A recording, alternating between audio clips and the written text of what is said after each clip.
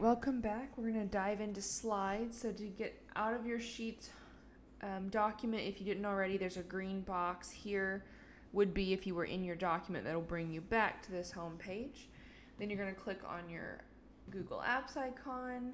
Slides looks like this. It's orange. You may have to scroll down or go to even more, but you'll find it under Home and Office if it's not already a shortcut for you. And then you can add the shortcut. Once you get here in the slides homepage, you come back to the Google Apps, click, and you'll have a button that says add as a shortcut. You can do that. Let's open a blank one. And because your computers are probably a little quicker than mine, you can go ahead and title it with your name and Jean's Part 3. You've made it to Part 3. Congratulations. Almost to a Jean's Day. All right. Once you've got it titled, slides looks like PowerPoint, of course, and it's similar. Actually has some things that I prefer over PowerPoint. It's okay, computer. But it's really good for individual projects. Kids can use this as a way to present what they've learned. They can write, they can add different media, which is several of the standards in Common Core deal with presenting in a more media-rich way than just writing about something. It's also more motivating for a lot of kids. All right, my computer's finally gotten with it, so I'll join you here. Okay. Now, you can also use this for collaborative projects with your class. You can have 20 slides or 40 slides, whatever you want, and each kid can do a slide. You can also have kids shouting out or participating or whatever in your recording so that they're making each slide together. However you want to do that, there are lots of flexible options, but you can add as many slides as you want by just going to slide, new slide. You can duplicate if you have one that's already kind of what you need and you can just make your changes. Let's just do 3 for this presentation.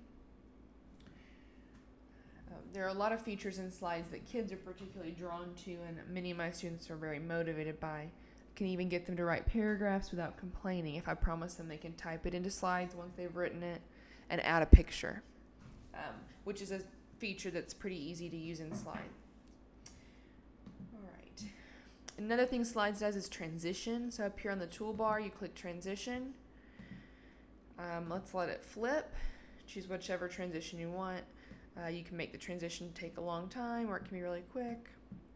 And then I'm going to apply it to all slides. You can do a different transition for every slide, whatever you want to do. But here's what it looks like then when the slideshow plays and it's changing slides. Flips through. Okay.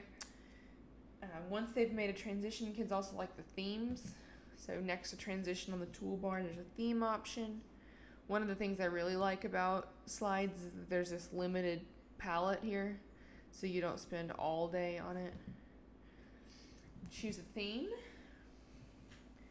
And then as I said at the beginning, slides is a really good place to add photos. So they add in really easy. Ooh, that's supposed to say back. There we go.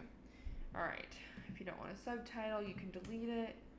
And then you don't have to draw a box or anything. You just insert image, and you can pull one right off of your computer. If you want to insert a video, you can insert YouTube videos or any video that has a URL instead of pulling it off your computer like you would a picture. Okay, I'm going to put in a picture here. I have a bulldog or a bullpup. Go ahead and insert a picture, whatever random picture you have available on your computer is fine, on that first slide. Okay. You can resize it so it doesn't cover up the title there, and there he is. All right. If your image is still uploading, then just go ahead and pause the video until it uploads for you. All right. Now, another cool thing about slides is that you can animate any object. This is a text box, of course. You can have you could use shapes, auto shapes. Here, lines, that image from the last one, any object you can animate.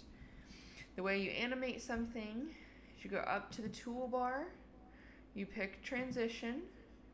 Just this is where we added the transition to the slides, and down here you see add animation.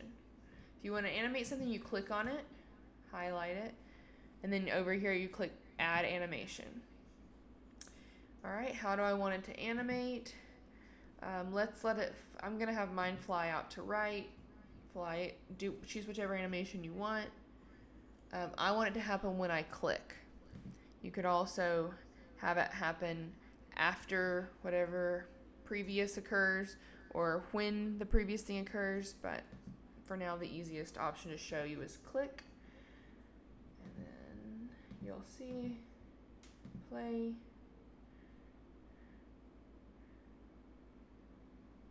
If I click, you'll see it flies out. Okay. Kids love that, and you can do really lots of cool things with the animations. Alright, no, I don't want a second animation. Okay. That's all you have to do on this one. Play with it, let your kids play with it. They will probably end up showing you things. Mine always do. But they seem to be really motivated by it, and it's an easy way to pull in a lot of the standards and increase your students' motivation.